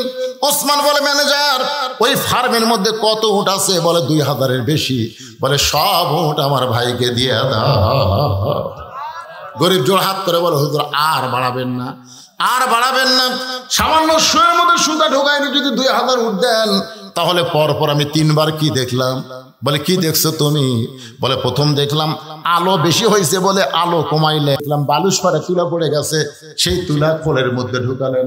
তারপরে দেখলাম পাঞ্জাবি নিজেই সেলাই করবেন, এত সম্পদ আল্লাহ দিছে, তারপরও একটা সেলাই করা পাঞ্জাবি পরবেন, এত সম্পদ আল্লাহ আপনাকে দিছে, তারপরও আলো আপনি কমান। এত সম্পদ দেওয়ার পরে সামান্য তুলা বের হতে, সেই তুলা বালুসের খোলের মধ্যে ঢুকান। ওসমান কান্দার বলে ভাইজান তুমি 3বার যে 3টা জিনিস দেখেছো, এই 3টার নাম হলো দুনিয়া, আর তোমার যেইটা দিলাম এইটার নাম হলো আখেরা।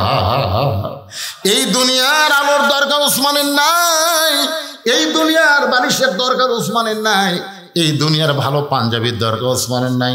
ওসমান হলো আখিরাতের কান্দাল। লিল্লাহি তাকবীর।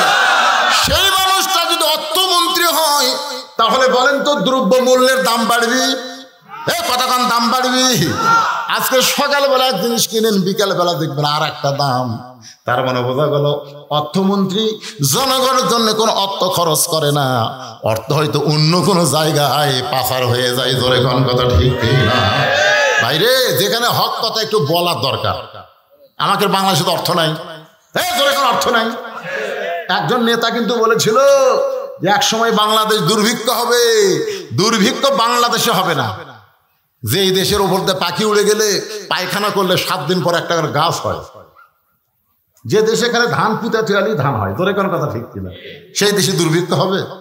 আমাদের দেশে দুর্ভিক্ষ হবে না, আমাদের দেশে অভাব হতে পারে, দ্রব্যমূল্যের দাম বাড়তে পারে, হয় প্রতিবেশী ভারত না হয় পাচার। তোরে কোন কথা ঠিক কিনা? হয় ভারত নয় পাচার।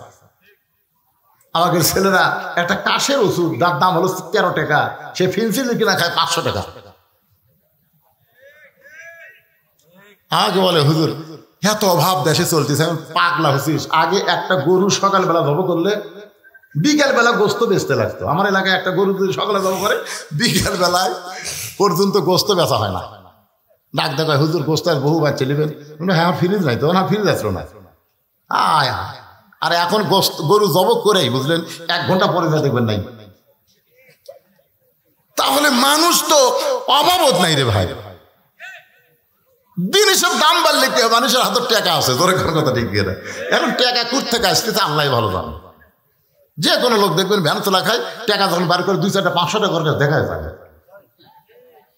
তার মানে বোঝা গেল সুষম বন্টন যদি বাংলাদেশে চালু হতো আর টাকা ভিত্তিক অর্থনীতি যদি চলতো, আমাদের বাংলাদেশে কোনো অভাব আমরা মুখ দিয়ে উচ্চারণ করতাম না। তোর কোন কথা ঠিক না। ওসমান গনি বলে ইয়া রাসূলুল্লাহ আমার ভাইটা 3 দিন হলে না খেয়ে আছে, এটা যদি আগে জানতাম আমি নিজে না খাইয়া আমার ভাইয়ের বাড়িতে খাবার পৌঁছে দিতাম। এতক্ষণ ওয়াজ শোনার পরে কি বুঝলেন? অর্থমন্ত্রীর কথার সাথে কামের মিল আছে। আল্লাহ রাসূল বললেন সাহাবী আজকে তুমি বসা বসায় নামাজ পড়ো, আজকে তুমি বসা বসায় নামাজ পড়ো। নামাজ শেষ হলে তুমি ওসমানের কাছে যাবে। ভাই এই কথার একটু গুরুত্ব দিয়ে শোনেন। নামাজ শেষ হলে তুমি ওসমানের কাছে যাবে, ওসমান এমন দেওয়া দিবে তোমার আর না খেয়ে থাকা লাগবে না। 3 দিন হলে না খাওয়ার কারণে দুর্বল হয়ে গেছে, উঠতে পারতেছে না, কোনো মতে ওসমানের কাছে যাবে, ওসমান এমন দেওয়া দিবে তোমার আর না খেয়ে থাকা লাগবে না। আপনারা বলেন তো রাসূল কি অন্যায় কিছু কইছে? ওই সাহাবী ফুপায়ে ফুপায়ে কাঁদতেছে। আল্লাহ নবী বললেন নামাজ শেষ করে ওসমানের কাছে যাবা। এই কথা শুনে তুমি জোরে কান্দো কেন? সাহেব বলে রাসূলুল্লাহ এখন পর্যন্ত আমার ঈমান বলতেছে ইয়্যাকা না'বুদু ওয়া ইয়্যাকা নাস্তাইন, আমি আল্লাহর ইবাদত করে আল্লাহর কাছে সাহায্য চাই। ওগো আল্লাহর নবী, আমি না খেয়ে থাকাকে ধৈর্য মনে করে আল্লাহর কাছে পাবো এই বিশ্বাস যখন আমার কলিজার মধ্যে আছে, যতদিন বিশ্বাস থাকবে কলিজায় আমি না খেয়ে খেয়ে মারা যাব, কিন্তু আমার আল্লাহকে বাদ দিয়ে আমি ওসমানের কাছে যাব না। আপনারা বুঝবার পারলেন না? বুঝবার পারলে সুবহানাল্লাহ সবার মধ্যে বাড়াতো। কি বলছে কোন কয়দিন হলো না খেয়ে আছে? আরো 10 দিন যদি না খেয়ে থাকি আমার ধৈর্য ফুরায়নি। এখন আমার অন্তরে ধৈর্য আছে, চাইতেই যদি হয় পাইতেই যদি হয় ইয়্যাকা না'বুদু ওয়া ইয়্যাকা নাস্তাইন, আমি যার ইবাদত করি তার কাছেই চাই, সে আল্লাহ দিবার পারে এই বিশ্বাস যতক্ষণ আমার থাকবে ততক্ষণ আল্লাহ বাদ দিয়ে আমি ওসমানের কাছে যাব না। সঙ্গে সঙ্গে নবী বললেন আজকে আসরের নামাজ দেরিতে হবে। কি হবে? এই বলে আল্লাহর নবী ওই দুর্বল সাহাবীর দিকে যখন পা বাড়ালেন, মেহরাব থেকে দুর্বল সাহাবীর দিকে নবী যখন পা বাড়ালেন, এমন সময় হযরত ওমর আল্লাহর নবীর সামনে বসে বললেন ইয়া রাসূলুল্লাহ, আপনার জুতার পরশে আল্লাহর আরো ধন্য হয়। হুজুর, আপনার জুতার পরশে আল্লাহর আরো ধন্য হয়, আপনি দুর্বল সাহাবীর কাছে যাবেন কেন? আপনি হুকুম দেন, পরে চ্যাং দোলা করে আপনার কাছে নিয়ে আসতেছি। সাল্লাল্লাহু আলাইহি ওয়াসাল্লাম। মানে নবী যাবে কেন? নবী কেন যাবে? আপনি কেন হুকুম দেন হুজুর, আমরা কি কারণে আছি? অর্থাৎ ধর্ম উঠতেন না পারে, হাঁটতেন না পারে, কলত করে নিয়ে আপনার সামনে দিবেন, আপনি যাবেন কেন? আল্লাহ রাসূল বলেন ওমর, শুধু দুর্বল সাহাবী দেখতেছো, ওর ঈমান কি এইটা তুমি দেখো না। রাসূল এরকম আলোচনা করতেছে, পিছন দিকে এক সাহাবী দাঁড়িয়ে আছে পিছনে। আল্লাহ রাসূল বলেন বসো। সাহাবী বসে না। রাসূল বললেন বসো। সাহাবী বলে হুজুর আপনি বসতে বললেও আমি বসতে পারতেছি না, কারণ আমি একজন রাখাল। যখন বেলাল আযান দেয় সব কাজ কাম বাদ দেয় নামাজ পড়তে দৌড় দিই, আসা দেখি মসজিদ ভরে গেছে। আমি তখন বারান্দাত দাঁড়িয়ে আপনার পিছনে নামাজ পড়ি। নামাজ পড়ার পর আপনি যখন আলোচনা করেন, দূরে বসে আপনার আলোচনা শোনা যায়, কিন্তু আপনার শোনার মুখটা আমি দেখতে পাই না। এই জন্য দাঁড়িয়ে দাঁড়িয়ে আমি আপনার চেহারা দেখে শান্তি পাই। হুজুর আমাকে বসতে বলেন না। সঙ্গে সঙ্গে আল্লাহ রাসূল বললেন সাহাবীরা রে, তোমরা মাঝখানে রাস্তা করে দাও, মাঝখানে তোমরা রাস্তা করে দাও। সমস্ত সাহাবীরা যখন মাঝখানে রাস্তা করে দিল, এমন সময় নবী উঠে গিয়া ওই রাখাল সাহাবীর সঙ্গে দেখা করলো। জোরে কোন সুবহানাল্লাহ। নবী তাকে তার কাছে ডাকে নাই, বরং নবী তার কাছে গেল। ইমাম মালিক রহমতুল্লাহ আলাইহি বলেন, পৃথিবীর যেখানেই তোমরা থাকো না কেন, নবীর মহব্বত যদি কলিজার মধ্যে নিয়ে নবীর সুন্নত আদর্শ পালন করে নবীর প্রতি বেশি বেশি দরুদ পড়ো, তুই মদিনায় যাবার না পারলে কি হবে? মদিনার নবীকে আল্লাহ তোমার ভাঙ্গা বাড়িতে পাঠায়া দিবে। বিশ্বাস করেন না আপনারা? বিশ্বাস করেন না? 11 সালে যখন হজ করতে যাই প্রথম, তখন এক ভ্যানওয়ালা, তখন কিন্তু এই অটো ভ্যান ছিল না, এখন যে খালি টার্মিনালি ভ্যান চলে, এর কে তা মশানো আছে ভাই। এই আপনাকে রাস্তাতে যখন আসি, এই অটোওয়ালা মনে হয় গাড়ির সাথে বেঁধে দিবি, ওই নামাবি না। আমি বহু জায়গায় বলি এদের ব্রেক কিন্তু দুর্বল, যখনই অটো তুলবেন বলবে জোরে চালাবি না। ওরা মানে পাও দিয়ে মারতেছিল তো, সেটা এখন টানলি যায়, ওরকে কি মশানো, মানে পাইলট হয়ে গেছে। অটো ভ্যান চালায় মনে হয় সাইজ পাইলটের মতন। তো তখনকার এই অটো আসলো, তাই পাও মারা লাগতো। আমার কয় হুজুর আপনি যখন মদিনায় যাবেন আমার সালামটা রাসূলকে দিবেন। আমি ভ্যানওয়ালার হাত ধরে বললাম, ভাই আমি তোমার সালাম দিবার পারবো না, কারণ আমি জীবনে যাইনি, আমার সালাম ঠিক মতো পুষবে কিনা, আমি আমার ডালে টেনশন করতেছি, তোমারটা কেমনে দেবো? ভ্যানওয়ালা রাগ করে বললো, হুজুর এইটা যদি চেয়ারম্যান বলতো, কোনো ধনী লোক বলতো, তাহলে আপনি এরকম মুখের উপর জবাব দিতেন। ঠিক আছে হুজুর যান। আমি তখন ভ্যানওয়ালার হাত ধরে বললাম, ভাই তুমি জীবনে মদিনা যাওয়ার পারবে কি পারবে না সেটা আল্লাহ ভালো জানে, কিন্তু মদিনার মানুষটা যদি তোমার কাছে আসে। ভ্যানওয়ালা বলে, হুজুর আমি মদিনা যাওয়ার পারবো না, মদিনার মানুষটা আমার কাছে কেমনে আসবে? আমি বললাম, ভাইজান 5 ওয়াক্ত নামাজ জামাতে আদায় করবা, 5 ওয়াক্ত নামাজ জামাত আদায় করো, আর এশার নামাজ পড়ার পরে তুমি যখন বিছনায় যাবা, পেশাব পায়খানা করো, যা করো, করার পরে তুমি ওযু করবা। পবিত্র অবস্থায় এখানে ঘুমানো হবে না, ওযু করা লাগবে। ওযু করার পরে আমি একটা দরুদ শিখাই দিলাম, জাযাকাল্লাহু আন্না মুহাম্মদ, জাযাকাল্লাহু আন্না মুহাম্মদ। 41 বার তুমি পড়বা। আর একটা দরুদ পড়বা, আল্লাহুম্মা সাল্লি আলা মুহাম্মাদিন ওয়াসিলাতি ইলাইকা। এই দরুদটা পড়ে আয়াতুল কুরসি পড়ে তোমার বুকে ফুঁক দিয়ে তুমি ঘুমাইবা।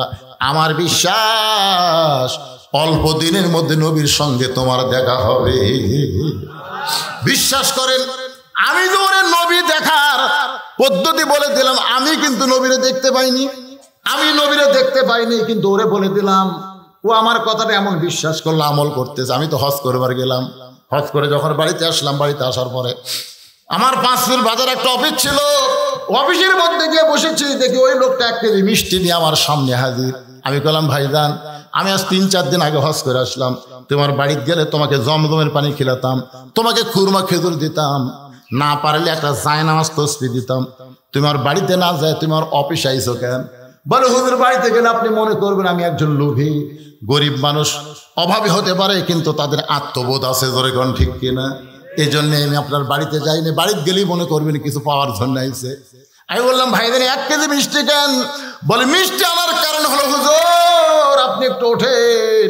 আমি যেই মাত্র উঠলাম, আমাকে বুকের মধ্যে নিয়ে বলে, হুজুর গো, এ পর্যন্ত আপনি হজে যাওয়ার পর এ পর্যন্ত 3 বার আমি নবীর সঙ্গে দেখা হয়েছে। আমি লোকটাকে বুকের মধ্যে নিয়ে বললাম, ভাই রে, আমার টাকা থাকার কারণে আমি মদিনায় গেছি, নবীর রওজায় সালাম দিছি, আমার সালাম নবী উত্তর দিল কিনা আমি শুনতে পাই নাই। আর নবীর মহব্বতের আমল করার, দরুদের আমল করার কারণে নবীর সঙ্গে 3 বার তোমার দেখা হয়েছে। নবী যদি রাখালের কাছে যাইতে পারে, ইমাম মালিক বলেন, নবীর সুন্নত আদর্শ আমল করো, নবীর দাড়িটা তোমার চেহারার মধ্যে রেখে দাও। যুবকেরা শোনো, নবীর সুন্নতের মধ্যে যত সুন্নত আছে, সবচেয়ে দামি সুন্নত হলো দাড়ি রাখা। জোরে কোন কি রাখা? কথা কন না কেন? একজন মেয়ে আমাকে বলছে, হুজুর আমার স্বামী তো খুবই সুন্দর, আমি যখন বাইরে যাই রাস্তার মেয়েরা খেলে আমার স্বামীর দিকে টক লাগে, তাকা থাকে। হুজুর আমার স্বামীর দিকে অন্য মেয়েরা দেখবে, আমার ভালো লাগে না। এমন কোনো দোয়া আছে যেটা আমল করলে মেয়েরা আমার স্বামীর দিকে তাকাবে না? আমি তখন বললাম, মা তোমার স্বামীকে চাচা বানাও। যে চাচার কথা কইছি বুঝবার পরে, হুজুর আপনি একটা আলেম মানুষ হয়ে স্বামীর চাচার কথা বল। আরে পাগলি, তোমাকে চাচা কবার করছি, তোমাকে চাচা বানাবার করছি। আমি নিয়ম শিখে দিলাম, ওই নিয়মে স্বামীকে পাও ধরে হোক, হাত ধরে হোক, দাড়ি রাখাইছে। এখন দাড়ি 4 আঙ্গুল লম্বা হয়ে গেছে। ও এখন স্বামী নিয়ে যখন রাস্তায় যায়, একটা মেয়ে মানুষ ওর স্বামীর দিকে তাকায় না। 2-1 বলে, চাচা কেমন আছেন? তখন মেয়ে কয়, আলহামদুলিল্লাহ। মেয়েরা যদি আমার স্বামী চাচা কয়, তাহলে আর শয়তান ওয়াসওয়াসা দিবার পারবি না। ধরে কথা কন না কেন? আমার মায়েরা যারা পর্দার অন্তর আছেন, যদি পর নারী থেকে আপনার স্বামীকে বাঁচাবার চান, তাহলে স্বামীকে চাচা বানান। ধরে কোন কি বানান? অনেক ছেলেরা কয়, হুজুর আমি তো দাড়ি রাখবারই চাই, কিন্তু আমার বউ কে রে? বউ পর্দার মধ্যে থাকে, খালি খিলখিল করে হাসতেছে। হুজুর তো অরিজিনালি কথা কইছে। আমি মা বোনদের বলবো, আমার সর্বনাশ করেন না। নবীর সুন্নত দাড়ি যখন মুখে থাকবে, ওই লোকটা কোনো মেয়ের দিকে তাকাবারও পারবে না। যখনই তাকাবার যাবে, তখন তার ইমান বলবে, তোর মুখে দাড়ি আছে, তুই নিজের বউরে দেখ, পরের বউরে দেখিস না। জোরে করার কথা ঠিক কিনা? নবীর সুন্নত টুপি মাথায় দিবেন। অনেকে হয়তো বলবেন, হুজুর আমার নয় টুপি নাই, দাড়ি নাই, তাই বলে কি আমি নবীকে ভালোবাসি না? এটা মিথ্যা কথা। যার মুখে দাড়ি নাই, মাথার টুপি নাই, নবীরে ভালোবাসে, এটা সম্পূর্ণ ভুয়া। এটা কিন্তু মিথ্যা কথা। আপনার বলেন, যে লোকটার মুখের দাড়ি নাই, মাথার টুপি নাই, ওই নবীকে ভালোবাসে, এটা বিশ্বাস করা যাবে? 1 বোতলের মধ্যে মধু আছে, উপরে সাদা কাগজে লাল কালি দিয়ে লেবেল দিয়েছে 20, ভিতরে কি বাইরে লেখা আছে কি 20। এখন বলেন তো, বাইরের 20 দেখার পরে কেউ মধু মনে করে মুখ ধরবে? ওরে বাবা 20 রে, ওরে বাবা 20 রে। তার মানে কি, বাহিরেও যা ভিতরেও তাই, বাহিরেও যা। তোমার লেভেল যদি 20 হয় আর তুমি বলবে আমার মধ্যে মধু আছে, এটা সম্পূর্ণ ভুয়া। আপনার বলেন তো, যত দোকান আছে, দোকানে সাইনবোর্ড অনুযায়ী ভিতরে মাল আছে না নাই? কথা কন না একেবারে, কথা কন না কেন? সাইনবোর্ড দেখে তো আমরা এটা ওষুধের দোকান, এটা তেলের দোকান, এটা কসমেটিকের দোকান। তো আজকে আপনার সাইনবোর্ড কি কয়? সাইনবোর্ড হলো টুপি আর দাড়ি, সাইনবোর্ডই ঠিক নেই।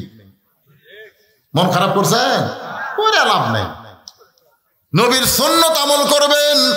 একটু মনোযোগ দাও, ওয়াজের শেষের দিকে চলে গেছে ভাইজান, একটু মনোযোগ দাও শুনবেন। আস্তাইনু বিসসবরি ওয়াসসালাহ ইন্নাল্লাহা মা'আস সাবিরিন।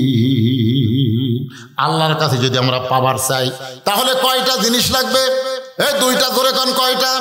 একটা হলো ধৈর্য আর একটা হলো নামাজ। আজকে আপনাদের অনেকের ধৈর্য, আমি দেখলাম যখন উঠছি তখন 11:15, এখন বাজতে 12:30। তার মানে বোঝা গেল 1.25 ঘন্টা ধরে আপনার ধৈর্য নিয়ে কথাবার্তা শুনতেছেন। সুবহানাল্লাহ। বাজান গো, আল্লাহ রাসূল বললেন, ওমর তুমি শুধু দুর্বল সাহাবী বলতেছো, একটাবার নজর করে দেখো, একটাবার নজর করে দেখো আমি কি জন্য নবী মেহরাব থেকে দুর্বল সাহাবীর কাছে যাই। এটা যদি দেখবার চাও তাহলে নজর করো। জোরে কান, কি করো? এই জোরে কান, কি করো?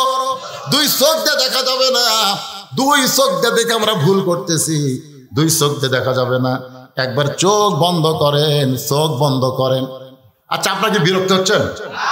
আর কি আদায় আছে? তাহলে কত বড় গুরুত্বপূর্ণ কথা, দুই চোখ দিয়ে দেখা যায় না রে। দুই চোখ দিয়ে ভুয়া ভুয়া, দুই চোখ দেখতেছে এটা কার বাড়ি, এটা কার বউ। আর চোখ বন্ধ করে দেখেন, বাড়ি ঘর দেখা যাবে না, অন্ধকার কবর দেখা যাবে। জোরে তো কথা কন না কেন? হুজুর এটা আমার বাসা, হুজুর এটা আমার বাসা।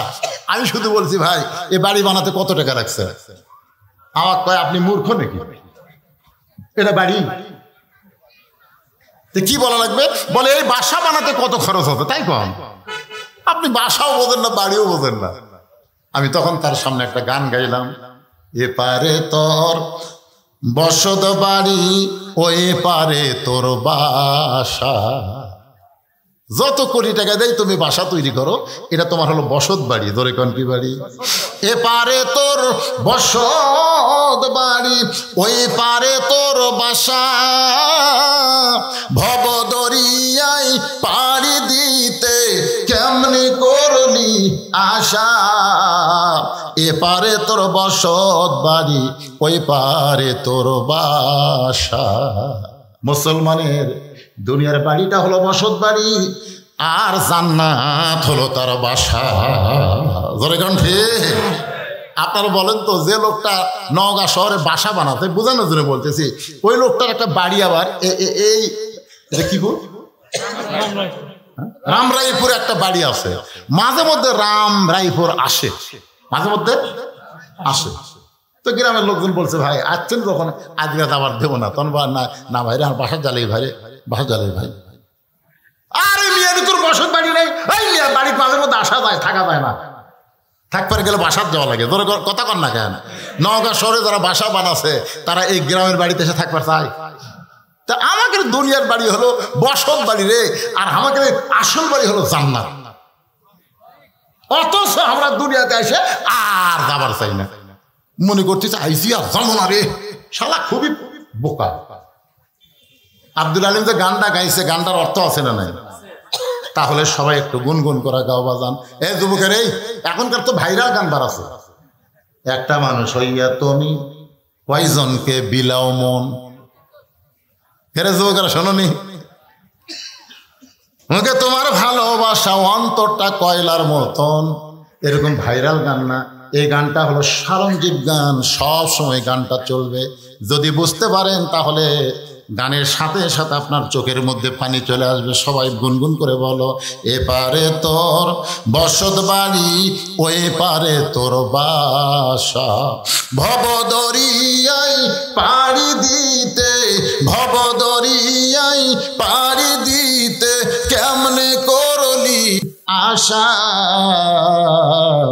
এপারে তোর বসত বাড়ি, ওই পারে তোর বাসা।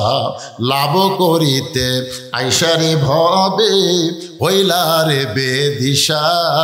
রতন কাঞ্চন বদল দিয়া, কিলনি তামাশিসা। আল্লাহ বলেছেন, আল্লাহ রাসূল বলেছেন, আর দুনিয়া মাযরাতুল আখিরা, দুনিয়া হচ্ছে আখিরাতের আবাদযোগ্য একটা জায়গা।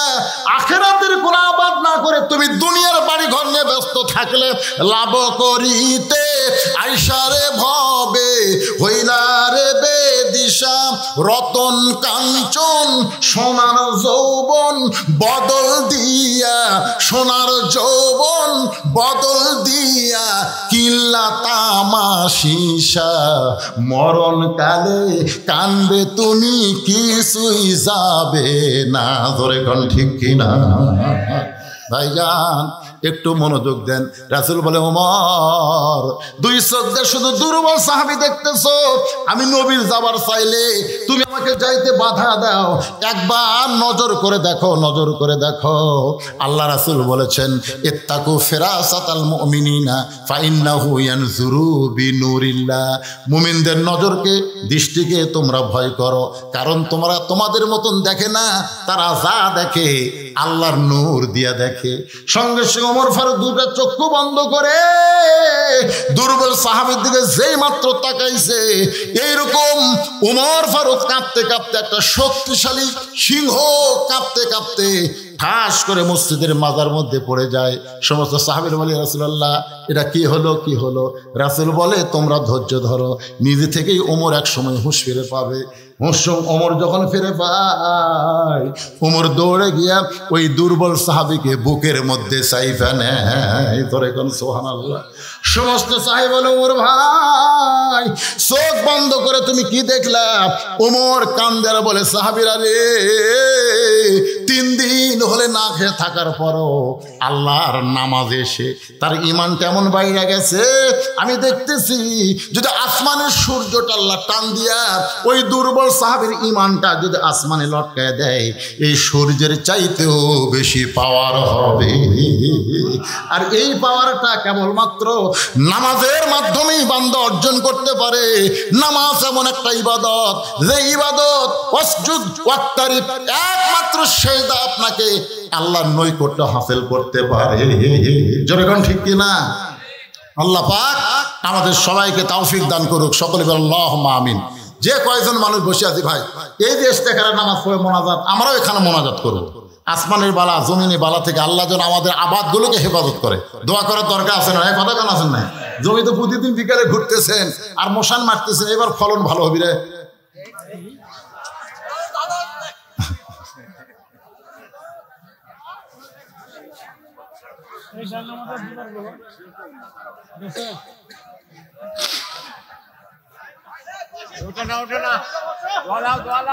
সবাই বসে বসো, দোয়া হবে।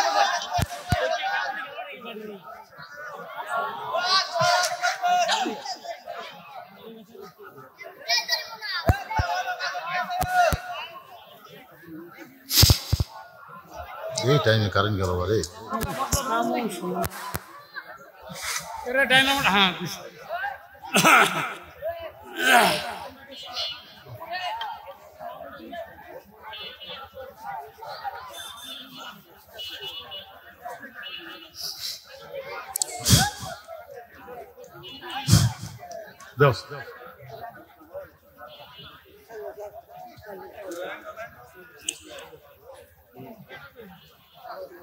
হ্যাঁ, হ্যাঁ,